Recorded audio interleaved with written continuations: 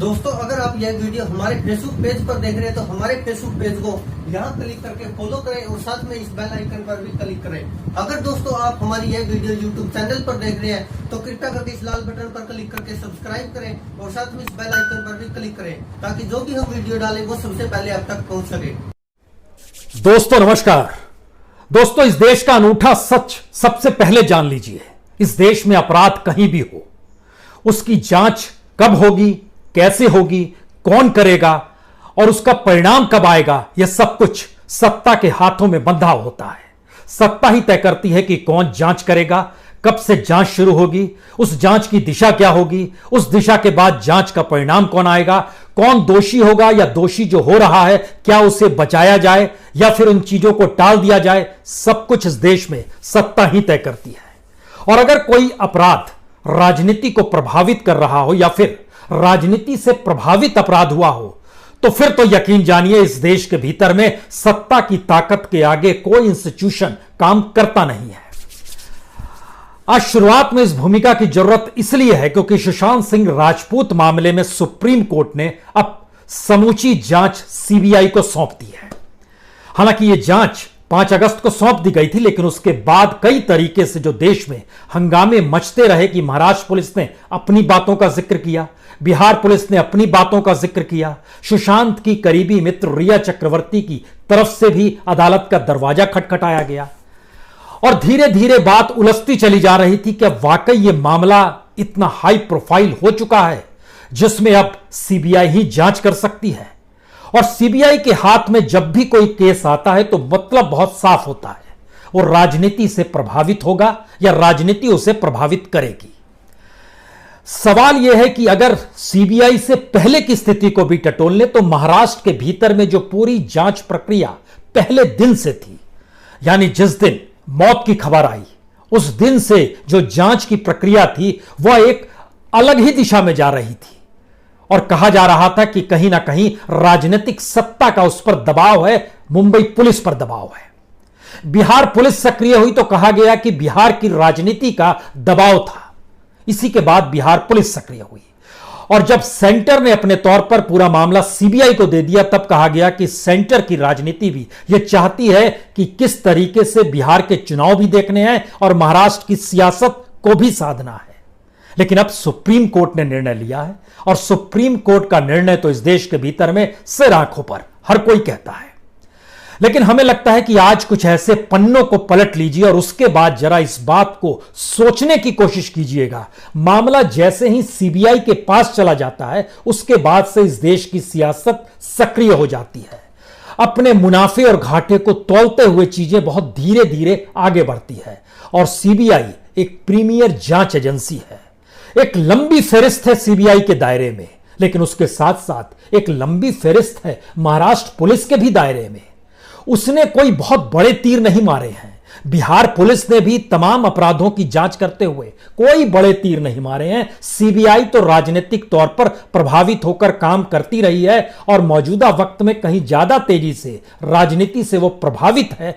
इससे इनकार इसलिए नहीं किया जा सकता है क्योंकि आज हम जिन तथ्यों को आपके सामने रखेंगे कुछ चीजें और साफ होंगी। तो क्या शुरू में ही इस बात का जिक्र कर दिया जाए कि दरअसल जांच तो होनी है कि सुशांत सिंह राजपूत की आत्महत्या नहीं है, यह हत्या है क्या, और हत्या में कौन कौन शरीक है क्या, और हत्या को दबाने के लिए क्या आत्महत्या के रूप में इसे रखा गया क्या, और जो लोग दबाना चाहते थे वो क्या राजनीतिक सत्ता से जुड़े हुए थे क्या, और राजनीतिक सत्ता नहीं चाहती थी क्या उनका नाम आ जाए, इसीलिए पूरी मुंबई पुलिस उसी तरीके से काम कर रही थी क्या, और बिहार पुलिस जब उसके भीतर कूदी और महाराष्ट्र या मुंबई की पुलिस ने जब बिहार पुलिस को जिस तरीके से रोका उसने कई सवाल खड़े कर दिए क्या, और एफआईआर तक अगर मुंबई में दर्ज नहीं है तो फिर जांच जिस आधार पर की जा रही थी, जिस नेपोटिज्म का जिक्र हो रहा था, जिन जिन लोगों को बुलाया जा रहा था और 50 दिनों तक जो कुछ हो रहा था वह सब कुछ एक थिएटर चल रहा था क्या।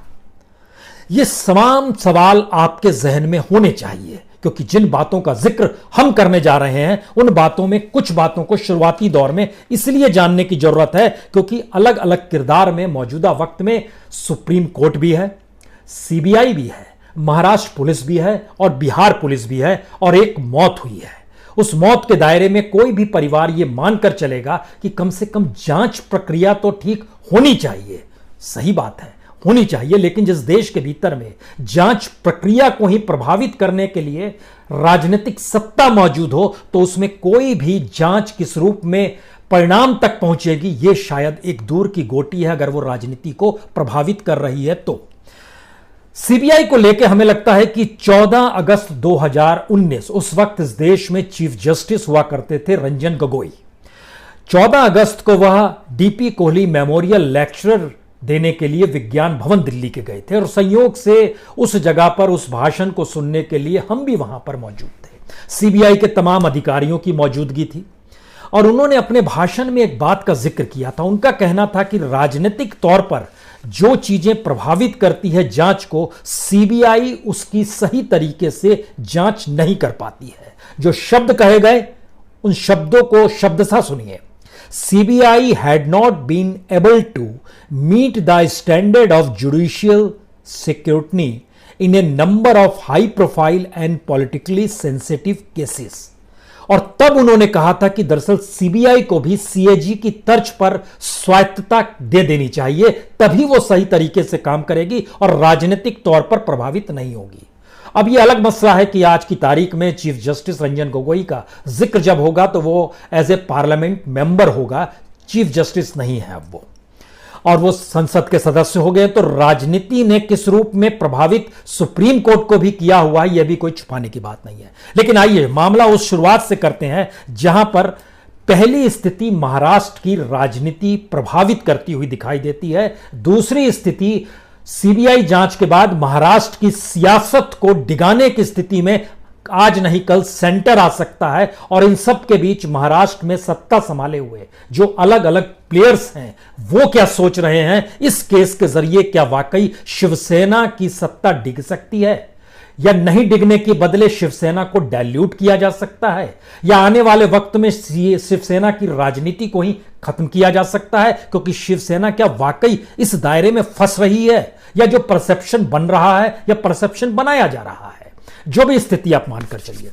दरअसल मुंबई पुलिस ने जितनी गलतियां पहले दिन से की वह गलतियां बर्दाश्त नहीं कर सकते। वो लूपहोल्स नहीं है बल्कि जानबूझकर की गई हरकत दिखाई देती है, चाहे वो पोस्टमार्टम की रिपोर्ट हो, ऑटोप्सी की रिपोर्ट हो, एम्बुलेंस का जाना हो, शव को घर से जिस रूप में उठाना हो, वहां पर अगर गले में फंदा लगाकर किसी ने खुदकुशी की हो वो तस्वीर तक की जिक्र ना हो। एक लंबी फहरिस्त है जिसका जिक्र हो चला है और मुंबई के भीतर में बैंक स्टेटमेंट से लेकर तमाम चीजों का जिक्र, जो मोबाइल फोन, डायरीज, इन सबको इस दौर में लाया गया जो कि मुंबई पुलिस जांच नहीं कर रही थी। इतने लूपहोल्स हैं मुंबई पुलिस के पूरी जांच प्रक्रिया में कि कोई भी सवाल खड़ा कर सकता है कि यह जांच मुंबई पुलिस अगर कर रही थी तो वो किसी दबाव में थी या किसी चीज से प्रभावित थी। क्योंकि मुंबई पुलिस का मतलब आप समझिए, देश में सबसे बड़ी पुलिस की तादाद मुंबई के भीतर ही है। तकरीबन 2 लाख पुलिसकर्मी काम करते हैं।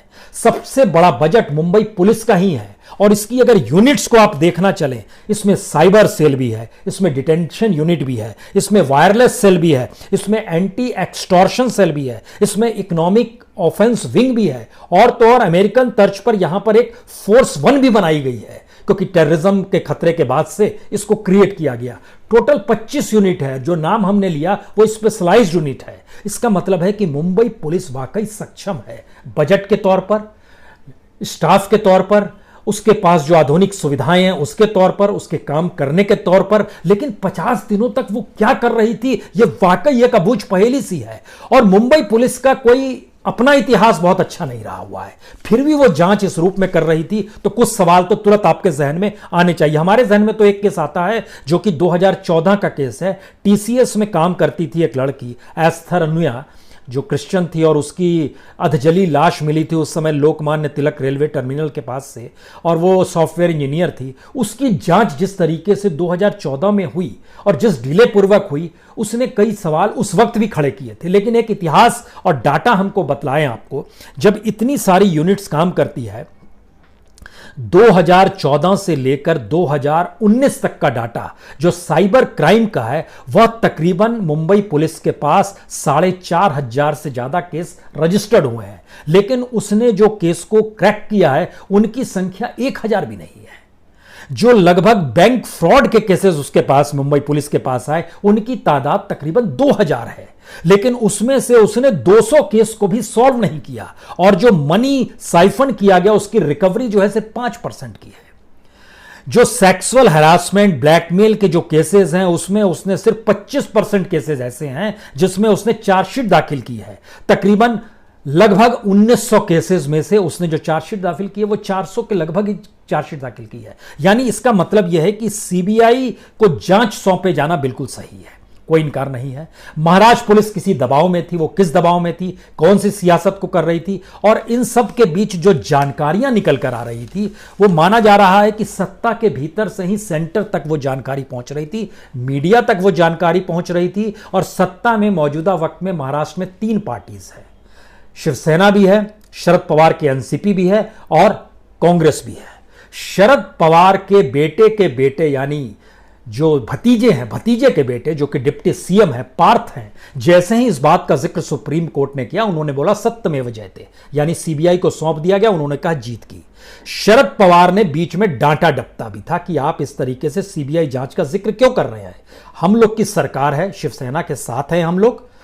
लेकिन सियासत के उन पेच को समझने की कोशिश कीजिए कि महाराष्ट्र में शिवसेना अगर वाकई जो परसेप्शन बना है, जो बहस हो रही है कि क्या वाकई सत्ताधारी दल के किसी शख्स का हाथ इस पूरे कांड में है, और अगर वो फंसती है तो मानकर चलिए कि शिवसेना के लिए मुश्किल दिनों की शुरुआत हो गई है, और शिवसेना के सामने आने वाले वक्त में संकट और गहराएगा।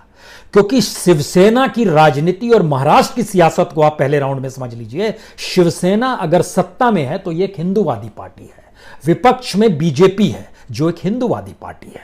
महाराष्ट्र के भीतर में दलित और मुस्लिमों की तादाद जितनी बड़ी है, वहां पर बाबा साहब अंबेडकर और उनके जरिए आंदोलनों की शुरुआत विदर्भ हो या मराठवाड़ा का इलाका हो या मुंबई शहर में ही क्यों ना हो, एक बड़ी तादाद है जो अपने आप में अलूफ महसूस कर रही है खुद को। उसका इस सियासत से कोई रास्ता नहीं है। वो एक बड़े तौर पर कहीं ना कहीं शरद पवार के जहन में यह जरूर बात है कि अगर वो शिवसेना के पीछे खड़े हैं और विपक्ष की भूमिका बीजेपी निभा रही है, तो फिर उनकी भूमिका आने वाले वक्त में क्या होगी, इसको अपने जहन में 1 सेकंड के लिए रखिएगा।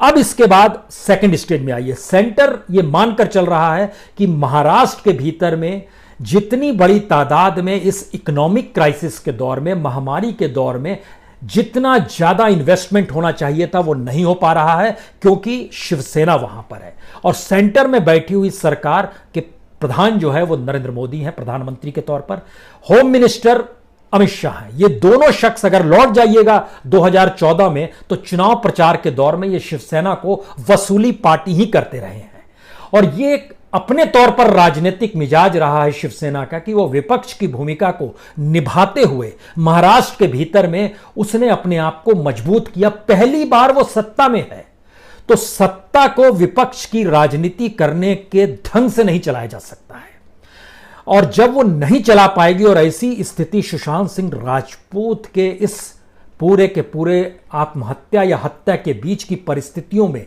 आकर चीजें फंस गई, जहां पर महाराष्ट्र पुलिस भी फेल नजर आ रही है, वहां के होम मिनिस्टर्स के तमाम बयान भी फेल नजर आ रहे हैं, जिसका जिक्र सुप्रीम कोर्ट ने यह कहते हुए कहा कि अब महाराष्ट्र को हर तरीके से सीबीआई की मदद करनी है, तमाम डॉक्यूमेंट्स आपको दे देने हैं और हर तरह की मदद अब उस जांच की दिशा में करनी है। तो मतलब बहुत साफ है कि आपकी जांच की दिशा बिल्कुल ठीक नहीं थी। आप जो कर रहे थे वो एक थिएटर कर रहे थे, आप चीजों को ढक रहे थे, आप कुछ भी नहीं कर पा रहे थे। ना एफआईआर की स्थिति थी, ना पोस्टमार्टम की रिपोर्ट की स्थिति थी, यानी जो भी लूपहोल्स थे, जिन बातों का जिक्र लगातार आपके सामने होते रहा, वह भी नहीं था। यहां से एक दूसरा सवाल होता है कि क्या वाकई एक ऐसी राजनीति की अब इस सीबीआई जांच के जरिए शुरुआत होगी जिसके बाद शिवसेना की सत्ता डामाडोल होगी, या शिवसेना 2 स्थिति में आ जाएगी, या तो सत्ता से बेदखल हो जाए या फिर वह नतमस्तक हो जाए। इस बात का जिक्र हम क्यों कर रहे हैं, इससे पहले फिर जरा सीबीआई की परिस्थिति को आप देख लीजिए। सीबीआई राजनीतिक तौर पर जब प्रभावित केसेस होते हैं तो वो किस रूप में काम करती है यह भी समझ लीजिए। शिवसेना का जिक्र से पहले इसलिए सीबीआई को समझने की जरूरत है क्योंकि सीबीआई के पास हाल के दौर में, पुराने दौर में तो अगर हम आपसे कहें कि बफोर्स से लेकर 2G तक का जिक्र में सीबीआई ने कौन सी जांच की और क्या जांच की है, इसको आप गूगल में भी टटोल सकते हैं, जान भी सकते हैं। बफोर्स की जांच कितने दिनों तक चली राजनीति से प्रभावित होते हुए, और 2G स्कैम की जांच में तो किसी को सजा ही नहीं हुई।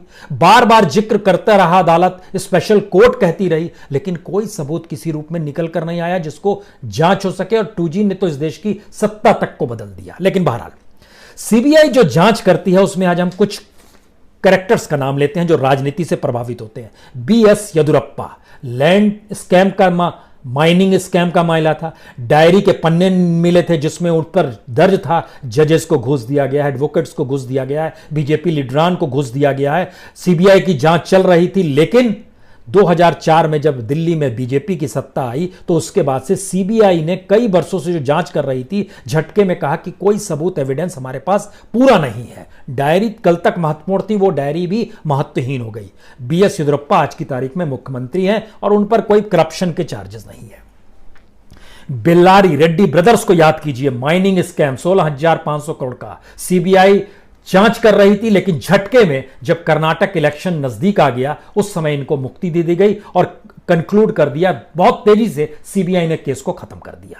हेमंत विश्वा शर्मा, ये तो पहले कांग्रेस में थे, इनके खिलाफ तो करप्शन के चार्जेस थे, इनके खिलाफ तो बीजेपी ने बुकलेट निकाला था और बहुत साफ कहा था कि जो वाटर सप्लाई स्कैम जो गुवाहाटी में हुआ है उसमें जो मेन प्रोजेक्ट और मेन दोषी जो थे यही थे। लेकिन और तो और इनके ऊपर यह भी आरोप लगा था कि अमेरिकी डिपार्टमेंट ऑफ जस्टिस जो है उसने एक चार्जशीट दी थी कि कैसे एक फॉरेन कोर्ट में यह मामला पहुंचा था कि इन्होंने फॉरेन कंपनी ने कैसे इनको घूस दिया था। ये सारी बातें आई थी, लेकिन बीजेपी में एक होकर आए, सीबीआई जांच कर रही थी अपने तौर पर, और जो बीजेपी सीबीआई की जांच की मांग कर रही थी उसने खामोशी बरत ली, वह बीजेपी में आ गए। शिवराज सिंह चौहान, व्यापम घोटाला कोई छुपा नहीं है, कितने विसिल ब्लोअर मारे गए, एक जर्नलिस्ट की भी मौत हो गई, लेकिन व्यापम में क्लीन चिट 2017 में शिवराज सिंह चौहान को मिल गई। Mukul Roy, Narada Sharada case, sting operation में उनका नाम, ईडी जांच कर रही थी, लेकिन वो मामला भी जैसे ही बीजेपी में आए वो मामला ठंडे बस्ते में चला गया। रमेश पोखरियाल निशंक, जो कि फिलहाल एजुकेशन मिनिस्टर हैं, इनको तो सीएम की गद्दी छोड़नी पड़ी थी। लैंड स्कैम का मामला था, हाइड्रो इलेक्ट्रिक प्रोजेक्ट के स्कैम का मामला था, कई इतने स्कैम थे कि 2011 में बीजेपी ने ही मुख्यमंत्री पद से इनको हटवा दिया। लेकिन आज की तारीख में जांच की किसी को कोई जल्दी नहीं है, सारी जांच और सरकार अपने तौर पर खामोशी बरत चुकी है। अब वो सेंटर में मोदी गवर्नमेंट में कैबिनेट मिनिस्टर है। नारायण राणे कांग्रेस में थे, मनी लॉन्ड्रिंग का केस चल रहा था, ईडी जांच कर रही थी, लैंड स्कैम का केस चल रहा था, सीबीआई जांच कर रही थी, ईडी जांच कर रही थी। नारायण राणे ने ही कहा था सीबीआई जांच हो, नारायण राणे ने ही एक नाम उछाला था जो कि आदित्य ठाकरे का नाम था। अब आप सोचिए कि नारायण राणे जब बीजेपी में आ गए तो उन्होंने जो जो मांगे जिस जिस रूप में की, आज की तारीख में उस पर मोहर लग गई। और नारायण राणे की राजनीति कांग्रेस से शिफ्ट हुई, यह अलग मसला है कि कांग्रेस आज की तारीख में शिवसेना के साथ आकर खड़ी हुई। नारायण राणे अपने तौर पर कभी शिवसेना के साथ थे। शिवसेना की राजनीति जिसका जिक्र एक वक्त अपने भाषणों में 2013-14 के वक्त में नरेंद्र मोदी और अमित शाह वसूली पार्टी के तौर पर करते थे, उनके पन्नों को पलटिएगा तो याद कीजिएगा कि धीरू भाई अंबानी भी जब बाला साहब ठाकरे से पहली बार मुलाकात करने गए थे तो उसमें माना यही जा रहा था कि गुजराती जो बिजनेस के लिए महाराष्ट्र आते हैं और मुंबई में आते हैं उनसे पार्टी वसूलती है शिवसेना, तो वो मुलाकात करने गए थे और उसके बाद धीरू भाई में और बाला साहब ठाकरे में एक अच्छी दोस्ती हो गई थी। ये एक अलग किस्सा है, लेकिन सिर्फ है कि एक सिलसिला बता रहे हैं कि राजनीति चीजों को कैसे चलाती है, कैसे प्रभावित करती है। अब अगर ऐसी परिस्थिति के भीतर में जिन आवाजों का जिक्र पार्थ पवार कर रहे थे, जो कि शरद पवार के भतीजे के बेटे हैं और भतीजे डिप्टी सीएम हैं, अब जबकि कांग्रेस ने एक लिहाज से अपनी पूरी राजनीति महाराष्ट्र में पवार के हाथों में दे दी है, शिवसेना को अगर बेदखल कर दिया जाता है तो शिवसेना शहीद हो जाएगी। यह काम नहीं किया जाएगा तो इसका एक मतलब तुरंत आपके जहन में आएगा, तो क्या सीबीआई जांच का कोई रिजल्ट नहीं निकलने वाला है? सीबीआई के पास पेंडिंग केसेस की लंबी फहरिस्त है। आपको जानकर हैरत होगी कि बरस दर बरस जो एफआईआर वो करती है उसमें जो चार्जशीट दाखिल करने की स्थिति भी आती है, उसकी भी पेंडिंग केसेस की फहरिस्त इतनी लंबी है, बरस दर बरस जो है वो एवरेज निकालिएगा तो वो 100 से ज्यादा एवरेज निकल के आता है। इतने केसेस उसके पास पेंडिंग हर बरस पड़े रह जाते हैं। तो तमाम केसेस में जैसे हमने जिक्र किया वो चीजों को टाल देती है। राजनीति प्रभावित कैसे होगी और सीबीआई जांच राजनीति की दिशा में ले जाएगी क्या? अगर कहीं वाकई कटघरे में शिवसेना की सरकार या शिवसेना को संभाले हुए ठाकरे परिवार का कोई शख्स अगर उस दायरे में आता है तो फिर वहां से पॉलिटिकल बार्गेनिंग शुरू होती है। और महाराष्ट्र की सियासत की 2-3 सच को समझ लीजिए। महाराष्ट्र की सियासत में शिवसेना जब तक रहेगी, शरद पवार और बीजेपी के गले की वो हड्डी बनी रहेगी। इस सरकार को गिराना बहुत आसान है शरद पवार के लिए, लेकिन सरकार को गिराते ही शिवसेना की जमीन और मजबूत हो जाएगी। तो शरद पवार कभी शिवसेना की सरकार को गिराएंगे नहीं। वह दोहरी राजनीति को सामने लेकर जाएंगे, इससे भी इनकार नहीं किया जा सकता है। और दोहरी राजनीति एक पार्थ पवार के जरिए आ रही है, एक तरफ अजीत पवार के खामोशी के साथ आ रही है, एक तरफ शरद पवार के हां और नहीं दोनों की परिस्थितियों के बीच में आ रही है, जिसमें मुंबई पुलिस की तारीफ भी है और सीबीआई जांच को ना रोकने की एक सोच भी है। ये दोनों चीजों के बीच में वो चल रहे हैं। तो पवार की राजनीति के मिजाज को समझिए, वो जानते हैं कि कहां राजनीतिक लाभ है। बीजेपी और शरद पवार कोई बहुत दूर नहीं रहे हैं। 2014 में भी इस बात का जिक्र था कि क्या शरद पवार और बीजेपी मिलकर सरकार बना लेंगे। तब स्थितियों को शिवसेना ने आंका था और शिवसेना छोटे भाई की भूमिका में आकर उस समय देवेंद्र फडणवीस मुख्यमंत्री बन गए थे। लेकिन 2019 में स्थितियां इसलिए पलटी क्योंकि बीजेपी शिवसेना को खत्म कर देगी, इसका जिक्र शिवसेना के भीतर था। और शिवसेना ने अपनी राजनीति को जब इस दौर में साधना शुरू किया तो जाहिर है वह अपनी पार्टी को मजबूत कर रही थी, अपनी पार्टी को मजबूत कर रही है। और जमीनी स्तर पे उसके कार्यकर्ताओं के लिए वो सारे रास्ते खोले गए हैं जिसके जरिए वो डिस्ट्रिक्ट दर डिस्ट्रिक्ट अपने आप को मजबूत करे। और हिंदूवादी सोच को भी वह इस रूप में लगातार बताते रहे कि बीजेपी कहीं भटकी है, हम कहीं साथ है। इस बात का जिक्र हो रहा था। शरद पवार और बीजेपी को लिए महाराष्ट्र की राजनीति में अपने अनुकूल करने के लिए राजनीति को शिवसेना को खत्म करने की जरूरत है।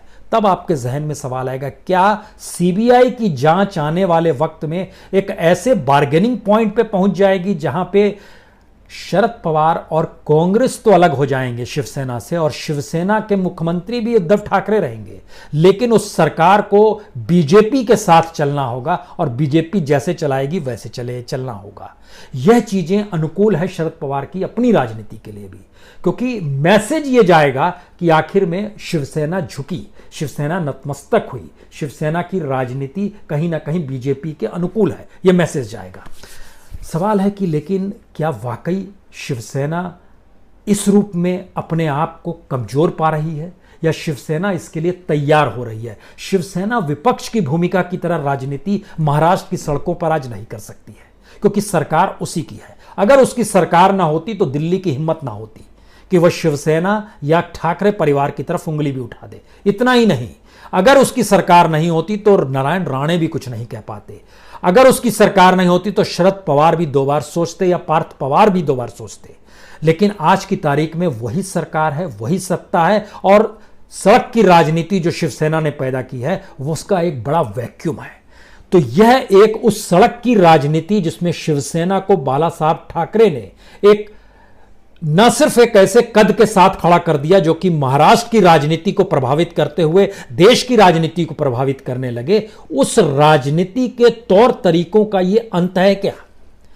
और यह संयोग नहीं है बल्कि एक सियासी बिसात है जिसके भीतर में कुछ नाम ड्रॉप किए गए हैं और उन नाम ड्रॉप करने के पीछे शिवसेना को खारिज करने के लिए। लेकिन शिवसेना अपने तौर पर क्या करेगी और शिवसेना के पास ऑप्शन क्या बचेंगे? क्योंकि सियासत बहुत साफ कहती है कि महाराष्ट्र की जरूरत आज की तारीख में नरेंद्र मोदी को ज्यादा है। जितनी बड़ी कंपनियां दुनिया भर की चाइना को छोड़ रही है, उनका पहला प्रेफरेंस जो होता है वो महाराष्ट्र होता है। महाराष्ट्र जिस पोजीशन में मौजूद है, हर कोई चाहता है कि महाराष्ट्र में ही अपनी इंडस्ट्री को लगाए। उसका एक हिस्सा हम आपको बताते हैं कि जो मैन्युफैक्चरिंग और असेंबलिंग का जो काम होता है, चाहे वो एप्पल का हो, चाहे हैवर्ड पैकवर्ड का हो, इंटेल पैमसुंग का हो, एलजी का हो, इसकी जो कंपनियां हैं जैसे फॉक्सकैन जो है उसको लगना था महाराष्ट्र में यूनिट लगनी थी, लेकिन वो चली गई तमिलनाडु।